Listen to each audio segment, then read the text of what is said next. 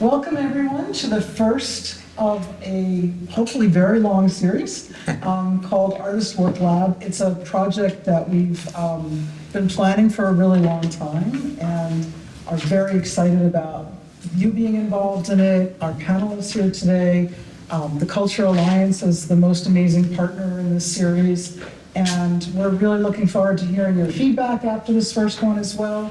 The topic today is breaking creative blocks, and I think it's something as artists, no matter what our medium, is something that we can all relate to for sure.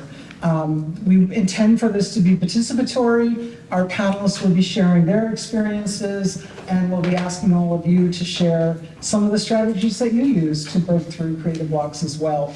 And we really hope that you get something really useful out of this. We have a roster of really interesting topics throughout the whole year. Like we have it planned pretty much through next winter.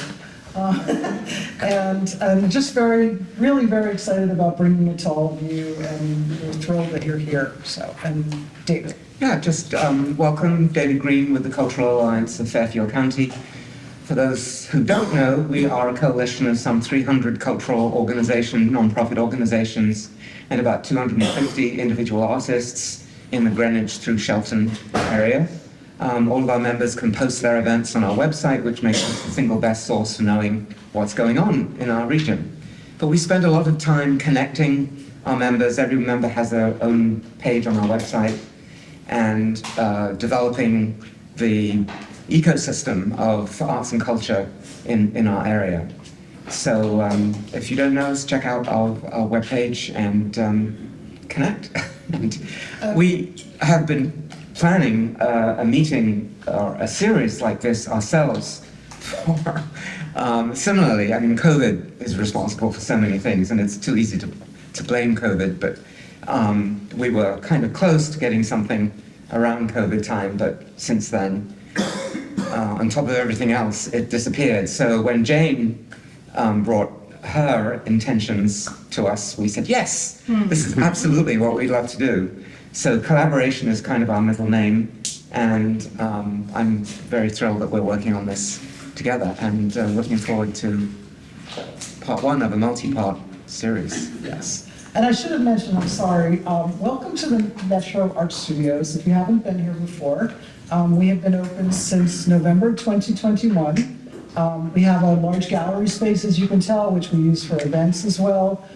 We have 42 artists in 37 studios, and we have, I think 7 or 8 art exhibits a year, as well as music performances. We have a few, and we will be having a lot more in the future as well. And we just really hope that you enjoy coming here for different events, including this type of event. And we're thrilled that this project has finally been finished. It was 4 years in the making.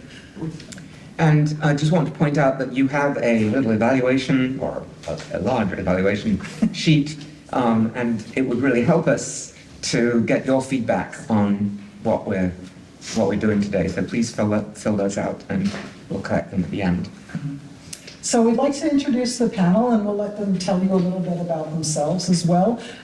Each of our panelists works in a different medium, and we're hoping that we find, honestly, that people who are experiencing creative blocks, it isn't really dependent on what medium you're working in. It's not something that is only writers or only artists who paint or only musicians suffer from. It's something that we all experience at some point. And so hopefully having all of these different perspectives is really helpful as well. So we have Kelly Rossetti here, and she'll tell you a little bit about herself. Hi everyone, I'm Kelly Rossetti. Let's start at the beginning. I was born in 1979. Sure, there's nothing before that.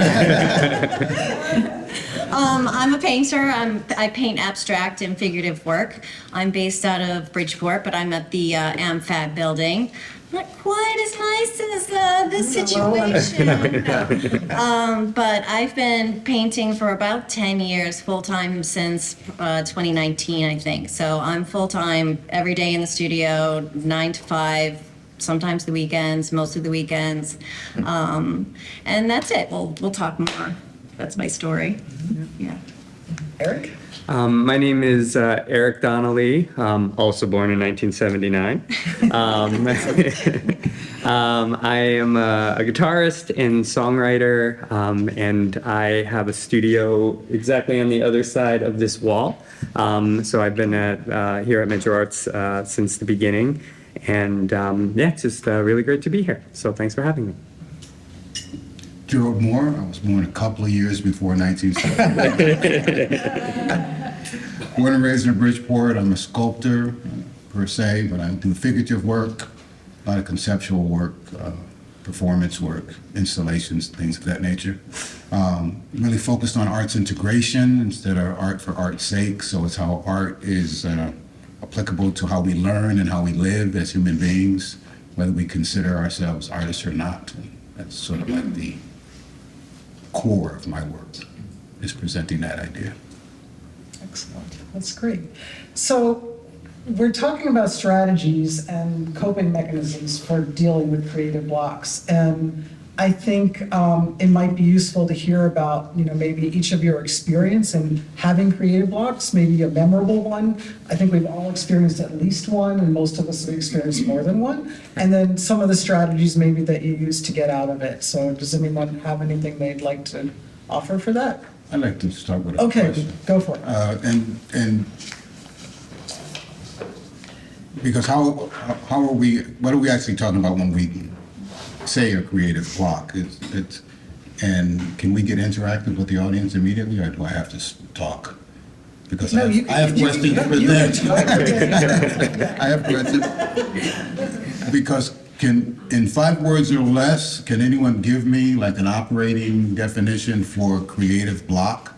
Like, have you had one? Do you know one when you see one or when you're experiencing one? Could be more than 5 words, but what are we talking about when we say creative block? Before we generate strategies. Separate from flow. Separate from flow, okay. Yeah, I think that's a good place to start, because I think if you're looking like, say you're a writer or a composer, and you look at that empty page, it's daunting. It's always daunting every time you approach a new phase or a new project, and you have that pause, right, where it's not flowing yet, but I'm not sure if it qualifies as a block. It's just a pause in the flow.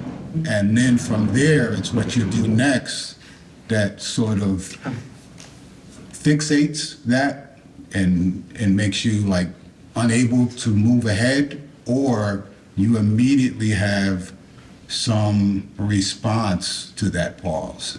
And what I find for myself is when I have a pause like that, I want to remember, well, what is the source of my creative process? What is the source of my creativity? And that immediately sort of opens, kind of softens the space in front of me, or that I'm existing in, so that I can remember what that source is. And for me, personally, that source is play. That's where it started when I was a child. It's still the well that I go to. So if I'm playing with materials, clay, plexiglass, or ideas or words, it's just jumping into the deep end of the pool and playing with whatever it is. And, without a clearly defined intent, but just trying to like immerse myself in that moment of play. And Gerald, it's like going back. If you get to a pause, you want to go forward, so you kind of go back to your source. It's not so much going back, but at least accepting the stillness of it, because I like that notion of being separated from the flow. It's just being comfortable with that. That it's sort of like a spiritual principle, to be still and know. So it's like, what is it that you're knowing? And what you're really knowing is like the flow. And it is remembering, but it's not so much a retreat from it. It's being present with it. Right. And then, like I said, for me personally, it's remembering to play. Like, this is fun. If it becomes labor, then I really don't want to do it anyway. I know a lot of artists like to work their, Yeah. like pound it out. It's like horsepower. They just want to grind it out and, hammer it out or whatever it is. I'm not that way. So does that resonate with anyone? Be interested to Yeah. hear how that... That grim efforting doesn't connect you with that playful source. So then it solidifies what seems to be a block. Kristen? Sorry, I love the idea of going backwards.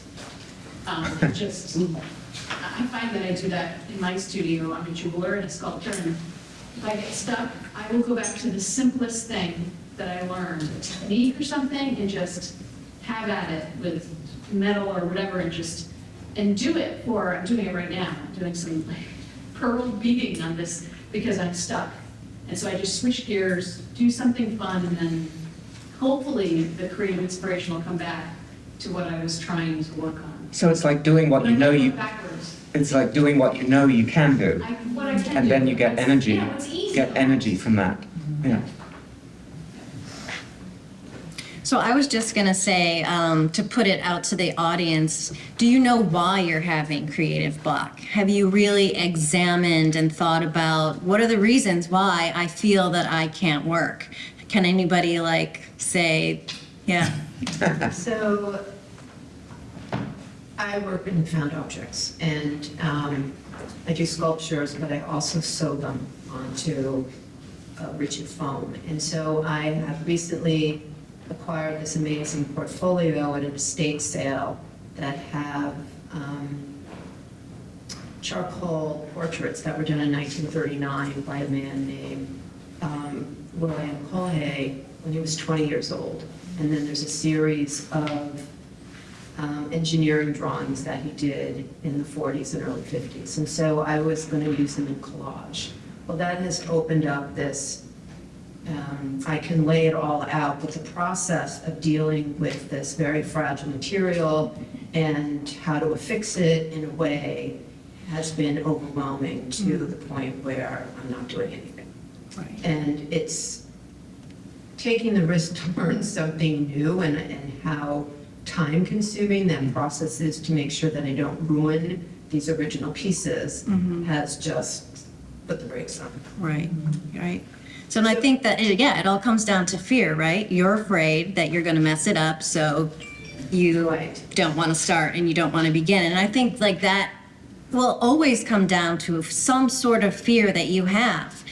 Procrastination, fear of working, this fear of failure, self-sabotage. It really all comes back down to that main thing. And it's, I don't know if anybody has ever read Stephen Pressfield's books, but The Art of War and Do the Work. And it all comes down to that resistance. And that resistance you're feeling is fear of messing it up, So have you tried just practicing on an alternative something so that you can try to get yourself I there? actually used one of the engineering drawings because the paper isn't as fragile.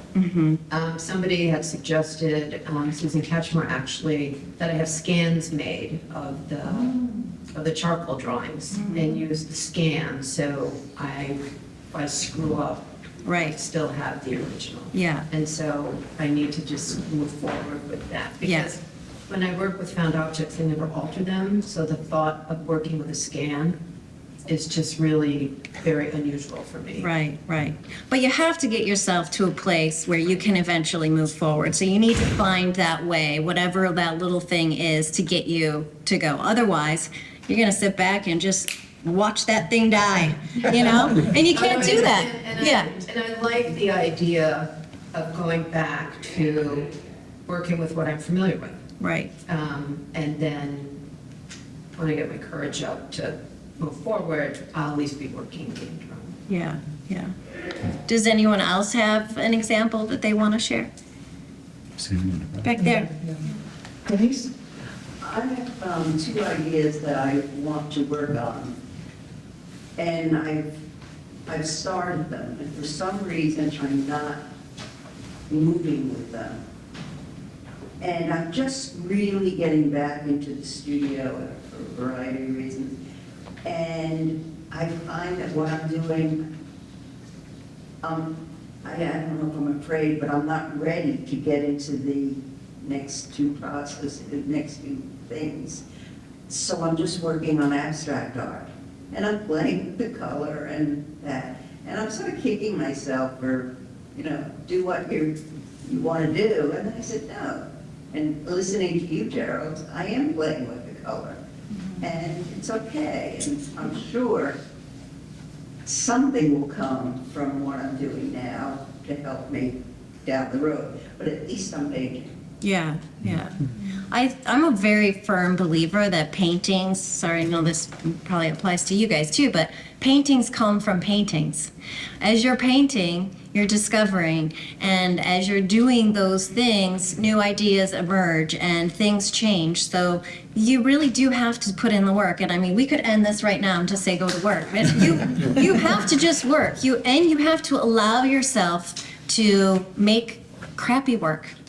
Everybody doesn't need to see this work. You're not going to be graded. There's no pop quiz, that, as they say, So it's like you don't have to show anybody. You can play, and in that play, you can discover things about yourself and about your work and carry it to the next work. And the other thing that I'll say, and I'll shut up now because I feel like I'm talking a lot, is I like to work on a whole bunch of things at the same time so that when one thing is giving me problems, I can move on to the next one. Yeah. And then when that one gives me problems, I'll go on to the next one, and then I'll go back, and I'll do that. I'll do that constantly. Yeah. I'll also leapfrog with the word, where I'll do this thing, and then I'll do something similar here, and then, I just realized something here, and go back. So they keep informing each other. Exactly. And it's a good way to do it, but it's not getting me out of my block. But now I at least know so that I am a little timid about going to the next step. Yeah. Yeah. I had a creative block once. I find that that deadlines either really focus me and make me get something done and something brilliant comes out of it, or they completely freeze me up and nothing happens and I can't create anything. And I was working on one of my books and I had a massive deadline. I had signed a contract. I had to finish artwork for this book, and I hated every single thing I made, everything. And I made 20 pieces, and small pieces, but I hated every single thing. And I got to the point after a month where I said to myself, that's it, I have nothing left. I can't make a good thing ever again. I'm done. I can't do anything. And I was really, really, really stuck to the point where I wanted to jump off a roof. I mean, it was painful physically, emotionally, everything. And I was so desperate, I signed up for tap dancing lessons.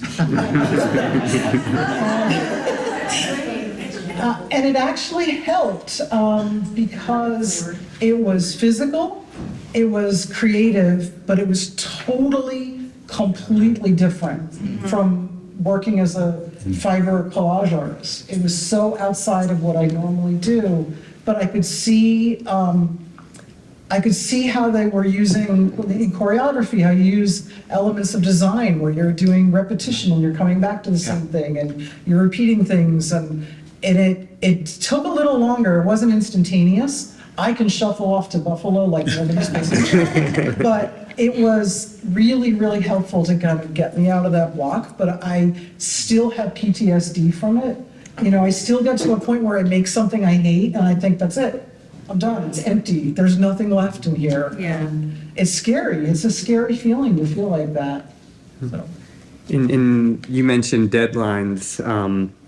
And I certainly agree that deadlines can have a different. There are times when they can be detrimental, and there are times when they can be helpful. But one just kind of from a little bit before the pandemic, but I joined a songwriting circle with some songwriters that I was friends with and became friends with. And basically, for about 6 or 7 weeks, a few times a year, we would all kind of agree to get together and meet over Zoom every Monday at like 6 o'clock or whatever the agreed upon time was. And I really loved that outlet because you had to show up every week at 6 o'clock with a new song, regardless of what was going on, regardless of how busy you were. And eventually you just stopped, making excuses and just said, I need a song for 6 o'clock on Monday. And then Saturday at 3 o'clock would roll around and you're like, I really don't have anything yet. And Sunday would come. And, but I really loved that as something that, and not every idea was something that I ended up using. Some things were just jumping off points to other things, but there is something that I found very liberating and gratifying about just knowing that I had to show up with a song. And what I really liked about it, I think sort of the lesson in it for me, which to be honest, I have a hard time applying when I'm not in the circle, is, to finish something, to see it through. And, it's so easy, as a songwriter, or as a musician, it's so easy to start something and say, oh, okay, that's fine. Maybe that's good. Maybe it's not. I don't know. And then just kind of leave it be. But there's something that's really satisfying about like, all right, I need to finish this and I need to be able to present it. And then I can make up my mind about that after. But when you mentioned deadlines, that's what I thought of. I think that's great. And you can give yourself a deadline too. Yeah. If you don't have anything coming up in the next 6 months, maybe you say in 3 months, I'm going to produce 15 paintings, or I'm going to write this novel. That might be a shorter. But you can give yourself a deadline and you stick to it and you lay it all out there. It's something that you're moving towards. You're taking action steps forward, however small or big they may be, you're moving forward in the right direction, So to that point, you mentioned fear earlier. We probably shouldn't skip over that because it's such a powerful force in human existence. It's Right. like, is it always about that, do you think? Is it fear of failure, fear of success? Is fear? What is, how debilitating can that actually? I mean, personally, I think it's probably the root of a lot of the issues of surrounding creative block. I mean, listen, I don't know. I'm just me. It's what I think. But I just think there's just a myriad of issues that we all just constantly face as a creative. Like we're afraid to put ourselves out there. We're afraid that we're going to make this work and nobody's going to like it. We're afraid people are going to laugh at us maybe. Maybe we're afraid that it's just not good enough. It's not good enough for me. It's not good enough for you. There's just all of these things that can play in your head. And then while you're working, they're all dinging around there, flying around your head. And you can't get to work because you're just listening to this chatter that's going on in your head. So you have to find a way to just quiet your mind and let that stuff go and just, But yeah, I don't know. What do you think? Well, I agree on all points, and I can testify to it because I had a moment like that when I walked into the room today, because I played with the idea of bringing these blocks, and then when I got into the room with the blocks, I panicked. Like, maybe this is inappropriate. That's why I asked for your guidance. It's like, and I think because the metaphor is obvious, blocks, right? Okay, but these are objects I use in my work. But then I said it's gonna come across as too self-serving. It's like, what am I doing? Why did I do it? Here I've got this bowl full of blocks, and I had that feeling. That moment, Yeah, it was like, So I solicited help, and she walked me through it with a kind word. But I think it's always with us. But I think, what is the countervailing force to fear in any situation? Like what gets a human being to the other side of fear? I thought I saw a hand. Yeah, I was going to say maybe it's just, throwing around F words at this point, I guess. But to me, I was born in 1980, just so. You can't, you're not in the club. I started painting in 2017, so definitely late to the party as all things in my life, but that's neither here nor there. But my art practice has become F word, faith, my faith, right? So I think like you're speaking to fear, whenever I'm frustrated with what I'm attempting to do or trying to do, to me, it's my loss of faith. Like I'm not a religious person or, but art has taught me faith at this point in my life, right? So when I'm stuck, I know at that point that I've lost faith. And when, during COVID in 2020, I started a daily sketchbook practice. A friend of mine gifted me just like an art journal, something I had never considered doing. So actually yesterday was the 918th page. I try to do it daily. Obviously it's like, sometimes work is busy and I'm stressed and tired.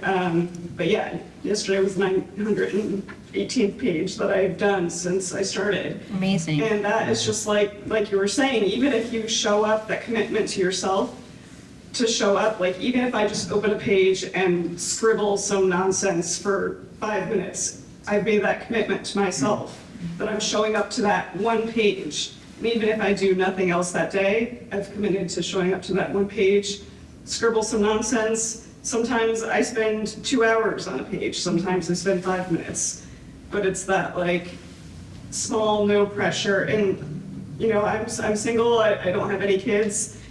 So I make the joke that when I die, I'm just gonna pile these sketchbooks up and like light it on fire or whatever, that's dark. But it's just like, I'm never gonna sell any of these. I'm not, so this is no pressure, Yeah. one page, one day, I'm showing up. So that's really helped me. So yeah, again. And is that helping you with, are you doing other work? Oh, yes. So Yeah. it helps you have faith in yourself. Yeah, because when I do those pages, it's just, what's kind of taught me, I guess, in terms of having faith is, say I show up to a page, and again, the 5-minute scribble is kind of just a example. I mean, some days it is that. Most days I spend quite a bit more time on it. But it's kind of taught me that, like, if I keep going on that one page, like something cool is going to emerge, whether it turns into a bigger piece or not, right? It's that faith moment where, okay, I'm, using this color, and then you're like, oh, this is crap, this is crap, this is crap, this is crap. But then, like, if you just keep going, something will just break, in terms of like, oh, that color kind of looks cool with that color, or this texture kind of looks cool with that color, and it just always comes back to that moment of faith that if you just keep going, Right. And you're playing. Yeah. You're just playing, I think that's great. I'm part of an online discussion group, and we have been studying books. We started with The Artist's Way, went through every one of her books, and the work art we also did. And after 3 years or so, we've come to the consensus that, like you said, we could just make a statement and be done with it, which is, you got to do it. And the play thing came up in every single book. And I think, famously, I think it's Thomas Edison who said that, one of those big inventor guys, that going aside and doing something that wasn't part of their normal work was very helpful. And I'm taking a course with somebody who is also very influential in terms of how to approach your work and the multiple, I'm just touching on affirming everything you guys have been saying, in that it's been my experience as well. Multiple boards, he has us working on 2 boards at a time, and then having a throwaway board where instead of throwing away the paint on your palette, you just slam it on this board, and someday it'll, like your adventures and your pages. Pages are another thing. The Artist's Way has you do 3 pages of writing, and the class I'm taking is from Nicholas Wilton, and he does a page in his book every day, and like you with the scribbles, he said, if I just put a color, paint the whole page of color. I thought that was so exciting, because you can really get off on a color, just pick a color. My problem comes, I'm not as much a problem when I'm doing something that has a realistic bent to it, because I'm like, well, I'm trying to do this and it looks like that, so I guess it's, somebody will enjoy it. But when I do abstract, I have no problem putting layers and layers, because this class you're supposed to put just layers and layers and layers. And this latest thing is, you're not getting married. You're just skating. Yes. Apparently, you're just skating, don't worry. But, I'm even after the first layer, I'm anticipating, how will I know when it's done? How will I know if it's good enough? How will I know when to stop? How will I know, when I'm all done and I think I'm done, is it gonna be any good? And that's always the problem. I never know if it's worthwhile, but I guess if you do enough of them and you have a community, see, there's also part of this class, there's a community, and even on my Tuesday morning group, there's a community. Denise is in that as well. And so you can, share with your community and get a reaction. Hopefully they're honest enough to say, yeah, you don't have enough darks, or, everything's the same shape, or you need something to move the eye around. And that simple little thing can get you moving again. Right. And I just want to say to Cheryl, I didn't think of the blocks at all. All I thought was play. Yeah. I will be willing to take a bet that your throwaway board will be one of your best. He always says that. He always Because you aren't caring as much. It's not as precious to you. Right. There's one thing is, I don't know if you guys can relate, but like if you're liking something, you're like, oh, this is good. But it doesn't fit with the rest of the song. You don't want to change it because it's so good.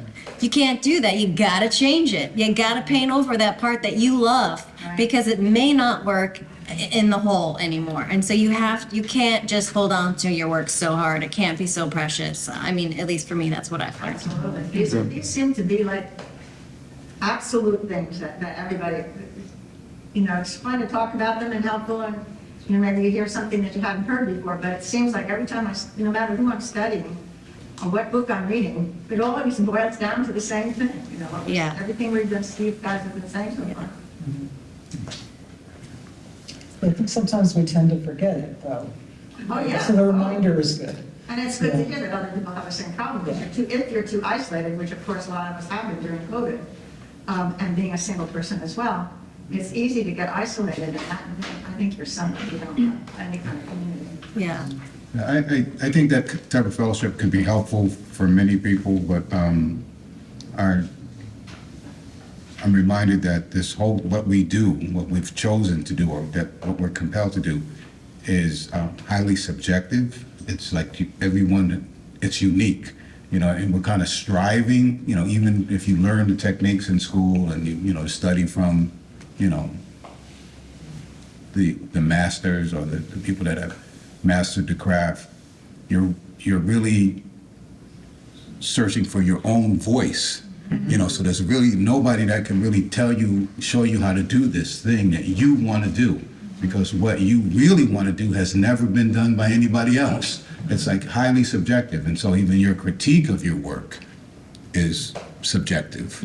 It's like it, and I don't think we should throw that baby out with the bathwater. I mean, the fellowship is good, and I think it's always good to refer to the lexicon, the body of work that has gone before us. But at some point we have to remind ourselves that this has never really been done before, and that's what's going to make it real, really real. And that puts more. That could really feed the fear, though. Now you're really putting the pressure on yourself. But I'm glad you brought the word faith in, because I'm not in a religious sense, but trusting the process, not to bring too many references in, but in the film, and I never met Jackson Pollock when he was alive, but the film as portrayed by Ed Harris, when he has that breakthrough moment, when he actually finds the form that he's been looking for, that was powerfully conveyed in that movie. If you've seen the movie, if you haven't, you should see it. But he obviously was troubled and struggling, and he was, really trying to get somewhere with the painting, his process of painting. But in some perverse way, he did trust that process.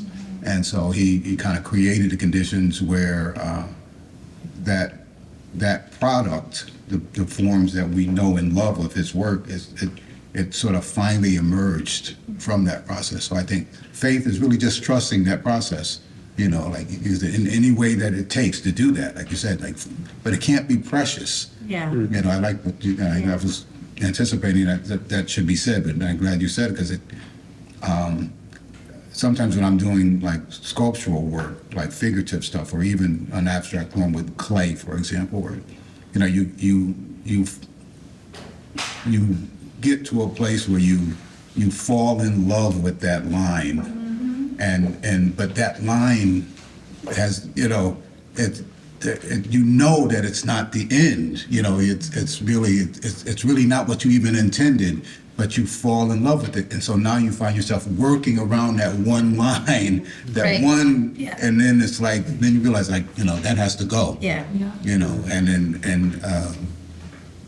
And trust that either it will emerge again in some other form, or it was not necessary. It was only necessary as a transitory form. And then the greater form, or the more fully articulated form, will follow.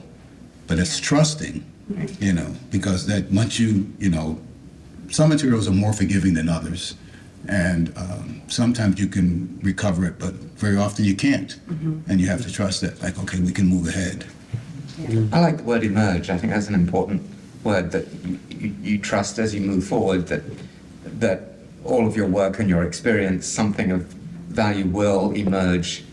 It's kind of like the power of the unconscious. You can only be conscious of a certain amount of what you're doing, but then your unconscious is kind of working on your sort of deeper knowledge. And I've been, since we started earlier on, thinking about the difference between like a straight road and an arrow. If you're working at something, you're going straight ahead and you really want to get that work done.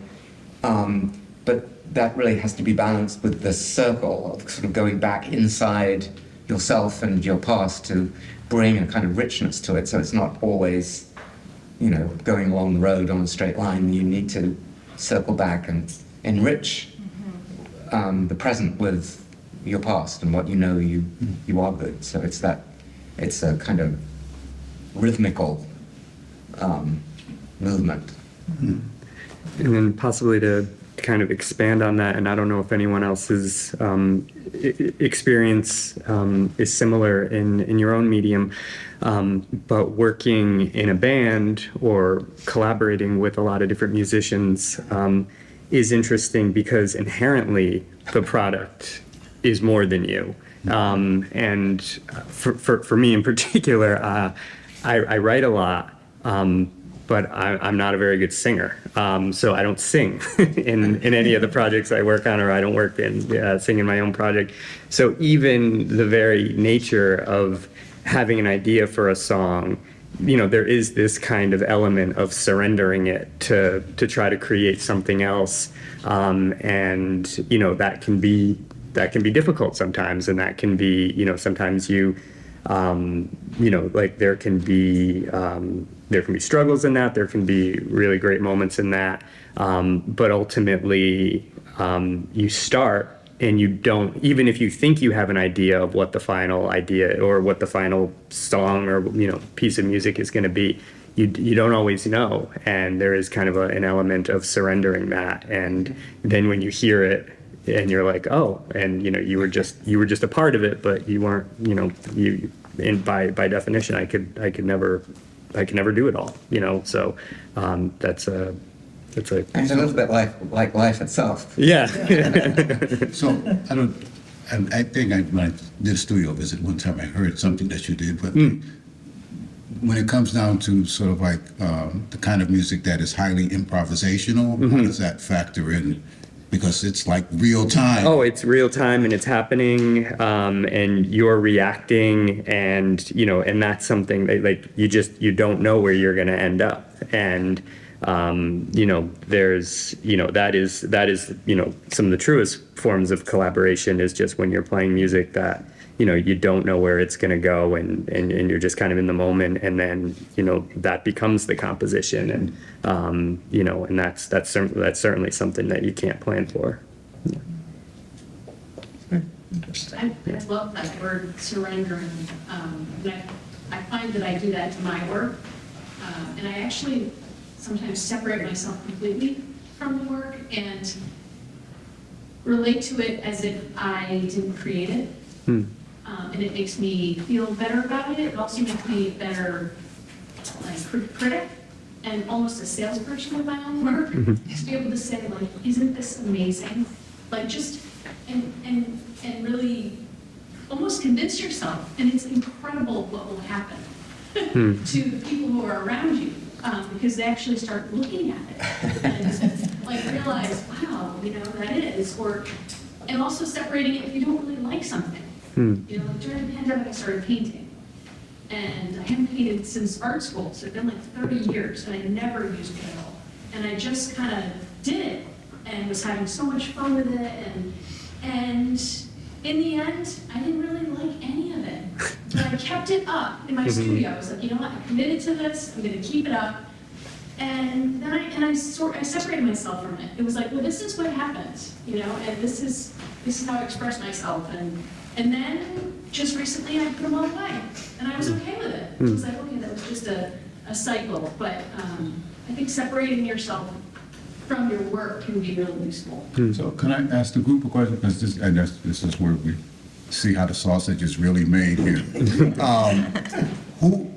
When you're working, who are you making the work for? I do it all for me. At the end of the day, I don't care what people say or think about it, because I've noticed what gets me out of that creative block is being excited again. What I've noticed here, everyone has one common thing, is that they're all trying to get excited again. Whether it's through community, whether it's through going outside and dancing, or facing your fear kind of excites you. Sometimes you get that adrenaline rush, or surrendering yourself to it. It makes you excited. Because I think we've all had clients that make it feel like work, and it gets boring. And you're not excited anymore. You're not in love with it anymore. So you have to go do something else to get excited. So I find myself, I started in the music industry. I made music for TV shows. That got boring. So I started filming people just so that I could put my music on it. Next thing you know, I'm touring the world making films. That got boring. I started taking photos. That got boring. Then I got here. I came here, and everyone here knows me because I'm always walking the halls. Always, looking at people's studios, seeing what they're up to.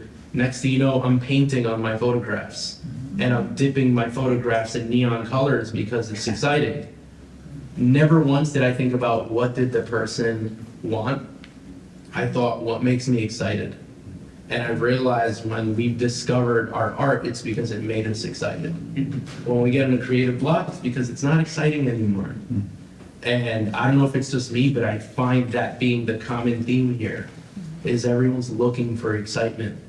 And at the end of the day, we have to do it for ourselves, because I think the greatest curse that the artist has is that we're never going to experience our work for the first time.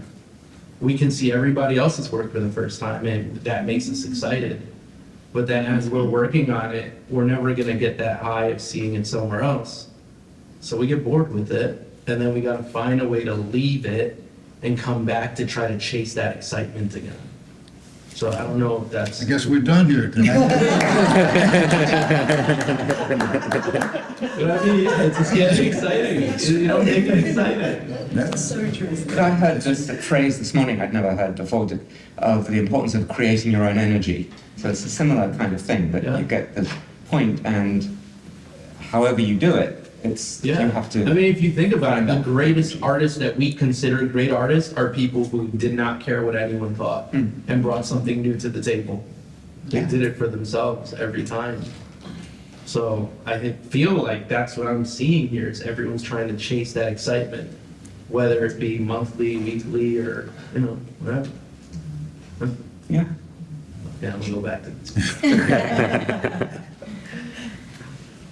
One way to see it for yourself for the first time, kind of, is putting it in a mirror or taking a picture and looking at it on your computer.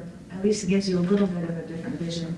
Maybe doing a no-tan, a black and white version, and seeing where the darks and lights are. Trying to just see it, and leaving it in a room where you hardly ever go, and then suddenly you're going in there. There's all little tricks at least to at least kind of get a little sense of that person. Right. I mean, we used to, when I worked in music, we used to leave the session and come back to it 3 days later. That's the closest we ever got. But, yeah. Well, that's the other purpose of using several pieces at a time. Like you were saying, you said you do that as well, right? Each time you go back to the other one, you're seeing it with fresh eyes. This teacher is saying that after 20 minutes, your brain is acclimated to that piece. You're not seeing it anymore. So if you keep moving, and then also, if you see a little passage that you like in one of them, well, you can say, oh, I like that, and then you can use that in another one. Or when the series is done, you can use it in the next series of 3 and kind of play on that riff, if you will. Yeah, having fresh eyes sometimes helps a lot. When I worked in magazines, when we were trying to decide on a cover, and the cover is super important because nobody's going to buy it if they don't pull it out of the rack. The layout artists would do 3 or 4 versions of a cover with fonts or the lead lines in different places, the colors would be different, and then they would print out a really good copy of each one of the covers, and they'd put it in a place in the office where you had to walk by it, and you did what we called sneaking up on it, right? So you would forget, you'd go to get a cup of coffee, you'd go to the restroom, wherever, and you'd walk by it, and you would suddenly come upon it again and look at it and say, oh, I like this one. And eventually, there would be a big vote, and you'd choose the one that would go for that issue. But, the work sometimes is the same way. You have to sneak up on it and kind of put it aside and then come back to it again. Now, I remember years ago, and the reason that I had invited Kelly tonight, I was following Kelly on Instagram, and I think I knew you already, and she was really frank in talking about a creative block that she was experiencing, and I think it was you were going back to doing some figurative work and trying to get out of the block that way, so being mostly an abstract painter and then going back to the figurative work, and it resonated with me at the time. And I remember being kind of stymied about something I was working on and thinking, oh, that's it. I should just change up what I'm working on. Like the way I'm expressing myself is not working. I'm stuck right now. Yeah. Let me try this other way instead. Right? I mean, I can't even remember. I have so many creative blocks in my career that they all just blend into one. But yeah, sometimes, so I'll be working on abstract work, and when that just goes to shit, I'll just start working on some figurative work, and then I just switch up my brain so I can just rest a little bit. I think it's important to know that like you're going to have resistance in one form of another, whether it be you not wanting to step up to the plate or you're afraid, whatever it is, you just have to trade one for another. It's always going to be there in your career as a creative. It's never going to go. So you have to learn to manage which anxiety you want to deal with. like which problem do you want to solve today? And the better problem to solve is working, because you can solve it while you're working. You can't solve it on the sidelines, And so I just have always adopted that principle of like, you got to get to work. I'm a professional. I have to do that commission whether I like it or not. I'm facing this right now. I have started a new body of work. It's completely different than these 2 commissions that I have to do. I can't do them. Every day I walk up to them, I do something, I sit back, awful. Yeah. I don't believe in myself anymore. I don't trust myself anymore. I don't think I can do it. I don't want this person to give me their money because I don't feel good about the work. It's like, it doesn't matter. You will always have these conversations and these battles with yourself, and it's how you get to the next. How do you get to the next? You have to figure that out, So you got to do whatever you can do to get there. And the short answer is just work, unfortunately. Yeah. And play. And play. Yes. Yeah. Right. And work as play. Yeah. Yeah. Yeah. So what are some strategies that we haven't talked about yet that people have employed to try to kind of break that cycle when you're kind of stuck? Is there anything that anyone here or anyone on the panel wants to offer for that? Do you have like a go-to that you say, okay, I'm stuck, I'm going to do this? Yes. I'd like to listen to music when I'm stuck. I feel like I release that fear and just get into whatever music I'm listening to, and that helps me. Yeah. Is it the same kind of music every time or different? It's different. Different, yeah, Yes, switch it up. Papers and album or something. yeah, interesting. Yes, I have found sometimes what helps me is to lay down and take a nap. It's true. Laying down. I lay down on the floor all the time. Yeah. Just before you go off to sleep, I think that your subconscious opens, and I found Yes. that I've solved many problems that way, just before I go to sleep or just as I'm waking up. Yeah. Great. Jasper Johns said that he painted an American flag in his dreams. And what did he do? Yeah. yeah, He painted an American flag. right. You know, so don't underestimate those dreams. But that goes back to the question of what is the source of the creativity? Yeah. What, you know, is it your dream life? Is it your inner life? Do you have a vision? Is it a technique that you've discovered resonates with you? Like, I'm curious in terms of the abstract painters, like, what does that mean to you? You know, what is the motive force behind the abstraction? Is it a vision that's like percolating inside of you? Is it a feeling? Well, For you, I think for everybody it's probably different, but you know, for me it's all about color and what kind of feelings can I portray with these colors. And I mean, I'm working on a brand new series that's completely different for me, and I have probably thrown out 10, 15 paintings that I put together the frames, that I stretched, that I gessoed. I mean, it's a lot of work, but you have to go through that process of why are you making this work? What is important to you about it, you know? I like to look to nature for inspiration. What does that play? How does nature play into my work and the geometry of things, and how does that come together? So yeah, you need to know why you're making it. I think it's really important for you to address that. Otherwise, yeah, there's just a bunch of marks on a page, you know? I mean, as an abstract painter, anyway. Well, I think, I'm glad to hear your response. I just wonder if does it apply to the work that other people are doing? Does it resonate? Is it make sense what Kelly just said? It makes sense to me, but I think it's important that we hear from. I would say for me, it's my biggest thing, like you mentioned play, you mentioned color. For me, it's energy. Like if the best time I feel about like other people's reaction to my work is when they say that has good energy. And I always come back to like, my ultimate goal is to take the feeling of the energy that I have inside and represent that in an abstract way on the page or on the canvas or, you know, whatever the abstract work is. So I always come back to just take that energy inside and put it on whatever surface you're working on. And that's at the end of the day, that's my reason to take this inside energy and take it and put it out and have someone else recognize that energy. Whether they interpret it this way or that way is neither here nor there to me. But again, I always come back to just take this energy and put it out there for someone else to recognize or see like a common humanity or a common feeling or what have you. But it always comes back to energy for me.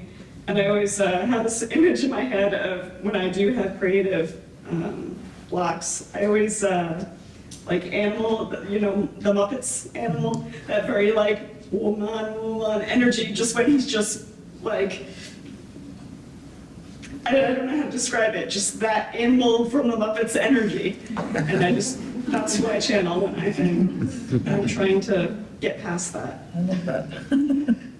That's just me though. I love it. Channel Muppets. Yeah, I love that. One of my biggest inspirations is Jim Henson. There you go. There you go. Animal. He has good energy. I think as far as like some practical prompts, like if there's things that you really are blocked and you, let's say you don't know what to do. I mean, I'm a painter, so I can only relate to painting, but, trying a different medium. Like if you're an oil painter, maybe try a watercolor, see how that feels, just to do something different. Or if you really feel the urge to work, but you can't, it's sometimes better to not work. It's better to go to a museum or do something that's very nourishing for you. Like you went tap dancing, so there's those types of things. Or you could Google art prompts, start drawing, do a daily drawing, just some kind of prompt to get you out of your funk, there's those types of things that you could potentially do. Let's see what else I wrote down. iPad. Procreate. Does anybody have that? Sometimes I use that to figure out initial compositions, or if I want to try a crazy color but I don't want to waste the paint, I'll use my iPad. It's great because you can just erase very quickly and you haven't just wasted all of this time and energy on a large painting. So that's an idea.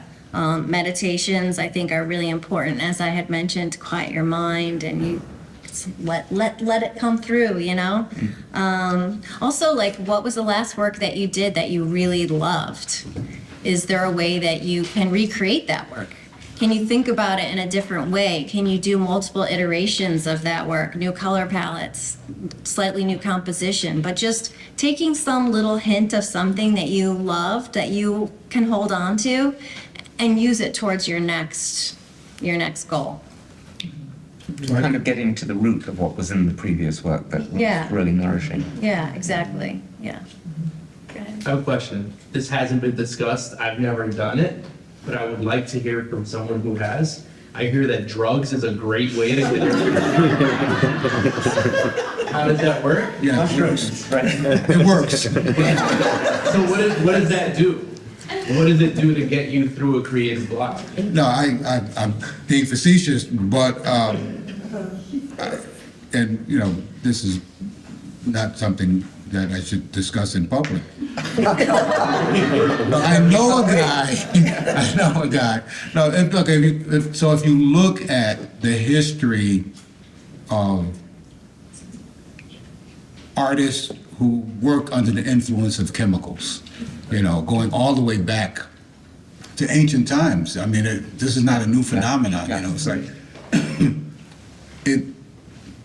I think the focus is a word that has not come up, which is inspiration. They're being inspired by alternate takes of reality. It alters your perception of existing reality, right? So that provides the excitement that you referred to earlier in a very easy way. It's whether it's healthy or not, that's maybe that's an open question. I don't know, but it's my business. But I think the historical record sort of speaks for it. I mean, so when you look at someone like William Blake, I mean, obviously a genius, but worked under the influence of chemicals. Yeah. The hallucinatory experience keeps reoccurring with every chemical advance. As new drugs emerge, new chemicals emerge. I'm really, probably because I was born in the mid-century, but I think a lot of us have this, that we're rediscovering mid-century design and mid-century art and form and culture. And it's like, one of my secret and kind of a perverse pleasure is the show Mad Men, right? Which it's a guilty pleasure of mine because it's when white men rule the world, and that's not the world that I want to live in. So, but I find myself fascinated with that show. And I bring that up because that's when LSD was sort of emerging as an experimental drug for creatives. And not just the beatniks in Greenwich Village, but I'm talking about in Hollywood, Cary Grant. Right. You can go down the list of people who were experimenting with LSD because they found that expanded experience helped them with their craft. So I don't think we should be so provincial as to just dismiss it. Everyone's going to have their own opinions about it. You do what you want to do. But is it categorically different than having a drink? Is it categorically different of the cliche of artists and drinking wine? You know, what's the difference? You know, I mean, really. And but it sort of opens, you know, I guess areas of thought or Opens the gates of perception. well, yeah. Aldous Huxley, you know, they wrote a book about it, you know. But I mean, for the question that sits before us today, it sort of opens up other areas that sort of press on that question when we, you know, because it's about inspiration, you know, and the first statement's about interrupting that flow. Very often, the flow is chemically shaped and defined. It's endorphins that are coursing through you. It's a chemical that's naturally happening in your body. And so that flow that we refer to, like, you know, long distance runners have a runners. Anybody that does any long distance running or intense workout, there's a point where you feel the flow because the endorphins are coursing through you, and there's nothing like that, you know. These are states of mind, and minds are just information and energy, right? And so the flow that we use the word flow, and we use it as if we're all talking about the same thing. And I suspect that we're not talking about the same thing, that it's highly subjective, and we would be served as a community of artists, like, to open up that question and get real about it, say, like, what are we really talking about here? You know, what is driving me? What am I looking for? What sustains me? And as we pursue those questions, I think that will inform us in terms of, like, the blockage. So, because if I know what it is, then that might give me some indication of why it's not happening in that moment. It could be chemical. I mean, you know, maybe you need to, you know, see your doctor and get your medication adjusted. It's like, it could be a chemical imbalance. You know, I mean, there's still theories going around in the world about what was happening. Chemical imbalance and depression. Exactly, depression. Art can go another way, or you stop making art. The cliche example is Van Gogh. There are theories. The landscape is filled with theories about, like, what was actually wrong with Van Gogh. You know, the work speaks for itself. His life not as clearly. And so I think if we're going to be honest about the process, this enterprise that we're all engaged in, we've invested so much of our time, attention, and resources to this enterprise. I think it behooves us to be more honest about who we are and what we do. And one size does not fit all. That's all I'm saying about that. Cool. Yeah. I think too that the risk with, I mean, not to get pedantic about it, but the risk of saying, I have a creative block, therefore I'm going to try drugs to get out of it. Which is not what I'm saying. Which is not what you're saying, which is not endorsed or recommended at all by either the Cultural Alliance or Anybody on the or anybody else. Is that, you know, like, for example, like, you're at a party and you get drunk, and everything is funny, and things are funny. And when you're not drunk, that thing or the people who are watching you aren't finding it as funny. It's an artificial state, not a natural state of this chemical throughout your body, right? So if you're creating art in an artificial state, you're lacking authenticity kind of automatically. And will you be as moved by it or as interested in it after you come out of that altered state? Because it was an artificial state. And it's not sustainable. You can't be drugged all the time and find the work that you're doing brilliant and thought-provoking and all that. I think it's probably more useful to find healthy ways to break your routine, going for a cycle. walk or taking a nap, or the many other things that actually change your physical, right? You know, whether it's chemical balance or other balance. So I think there are. Yeah, I mean, sometimes it's as easy as working at a different time of day. Yeah. You know, if you usually work in the afternoon into the evenings because that's how your life is structured and you feel more productive during those times, and you're having a block, try working at 6 o'clock in the morning. Set your alarm and wake up at 4. Work until 1 if you usually go to bed early, so that work in a different room. You know, if you usually work in this space, and trade studios with Daniel.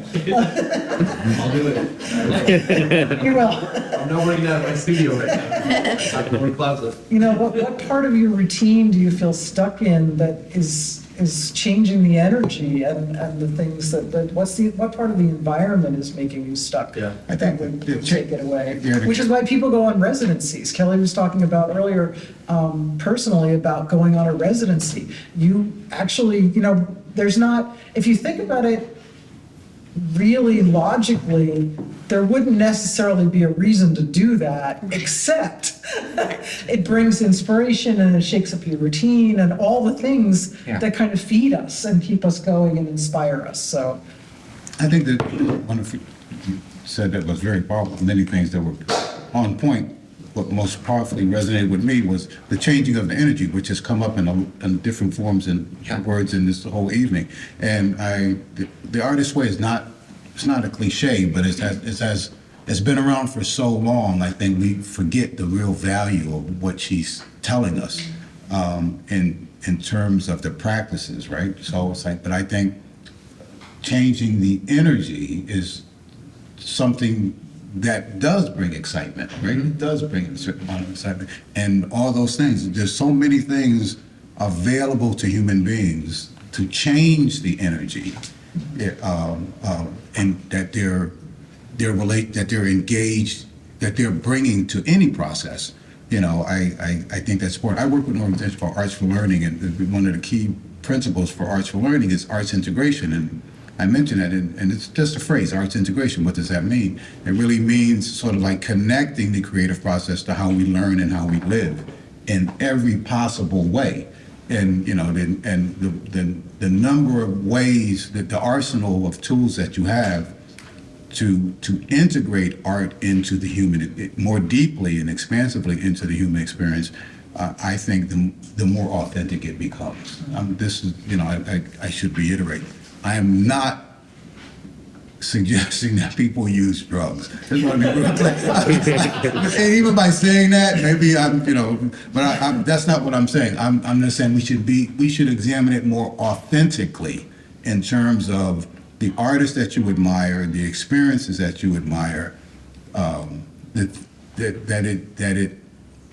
it should be seen with a clear lens. It's obviously not healthy, but there are so many things that we do in life that are not healthy that we do. I mean, some of the materials that we use as artists are not healthy. The fumes, we should not be breathing in these fumes. But we do it because why? We're driven, we love the material, we love the form that it takes, and so we sacrifice our lungs and our skin in order to produce a painting or a sculpture. And we know it's not healthy for us, but we do it anyway. And there's so many things. There's an old saying in chess, it's like, the game is worth the candle's loss. There was an old legend of two chess players who had this great game going on. They had one candle left in the hut, and they wanted to finish their game. In order to finish the game, they had to use up this last candle that they had. So they say the game is worth the candle's loss. We sacrifice a lot for our art. You know, sometimes family and friends, like I said, heavy investments, and in a more logical sequence, we probably would not do that because it's not always healthy or beneficial to us.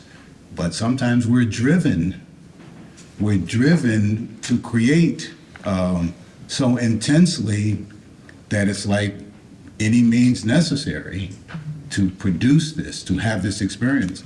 And I'm not endorsing it. I'm just trying to illuminate the conversation in a way that I think is necessary to be authentic, you know, and we've spent too much time on it anyway, because that is not a way to get to your creative block.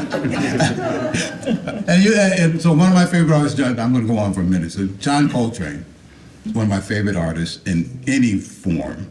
and he had a history of drugs. But when he got past that, he produced a piece of music called The Love Supreme.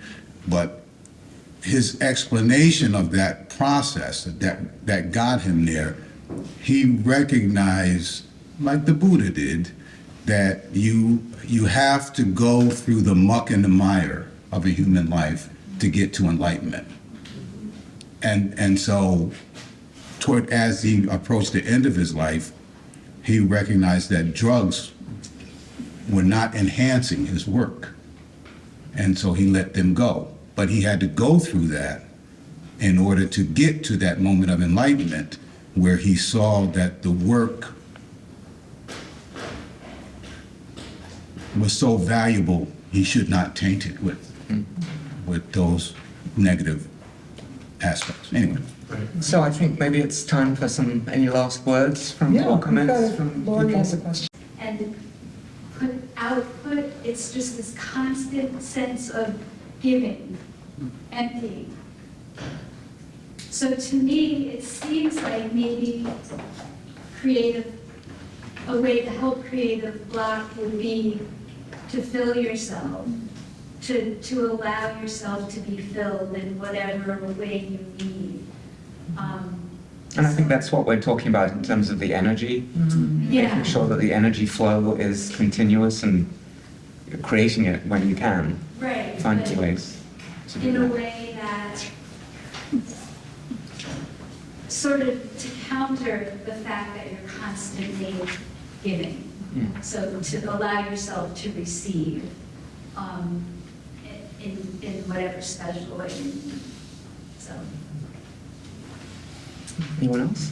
So I feel like you're asking for a last word, and she's talking about filling up, and you guys are talking about energy and not religion. But I have to give a pitch for the Creator God, who I believe strongly created us all, and He created us in His image and likeness. Therefore, we have the ability to create, and I strive more and more to put myself in a position to hear His voice. And I just had a devotion that I read the other morning in a book called My Utmost for His Highest. I think it's by Oswald Chambers.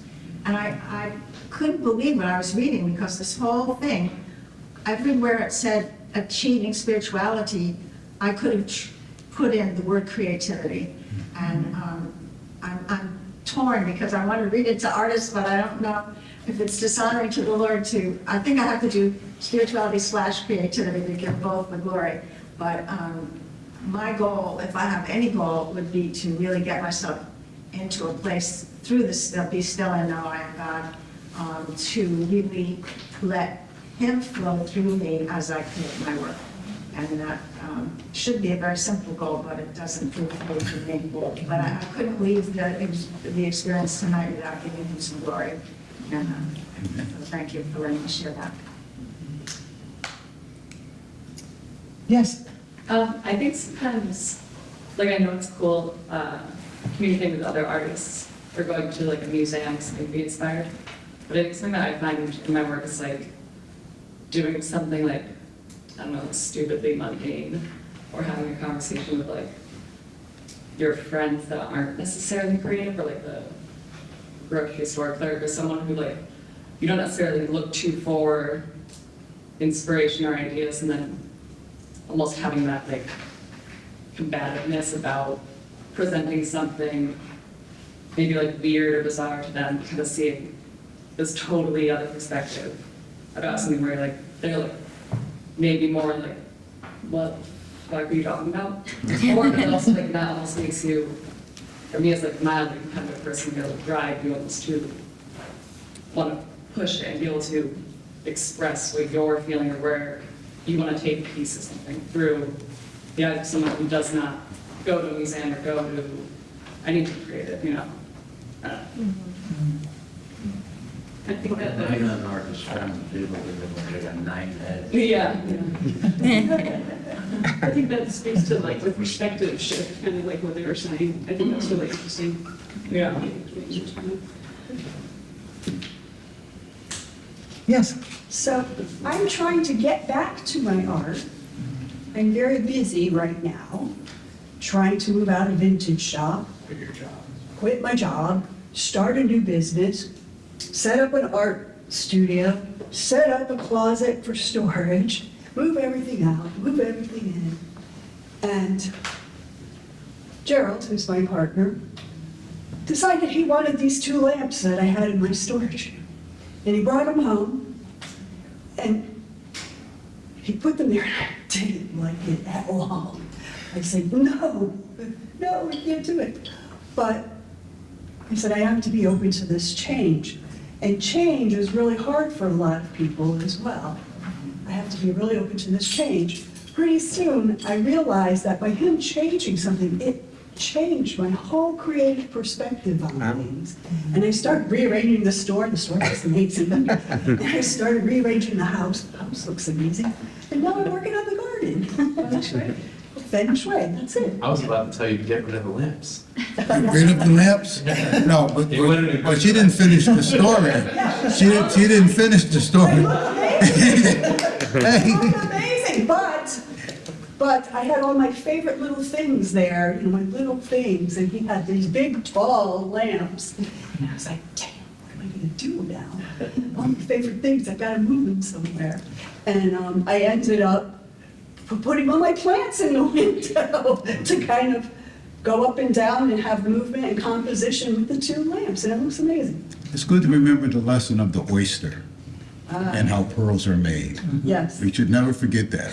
When we're talking about change, because it can be irritating sometimes. And so let's bring it home. So the blocks, our nemesis, the blocks, can actually become our allies. Yes. When we get to the other side of it. And you were talking about that, in terms, it's like, I think that's important to remember as we kind of close out that they're not just enemies.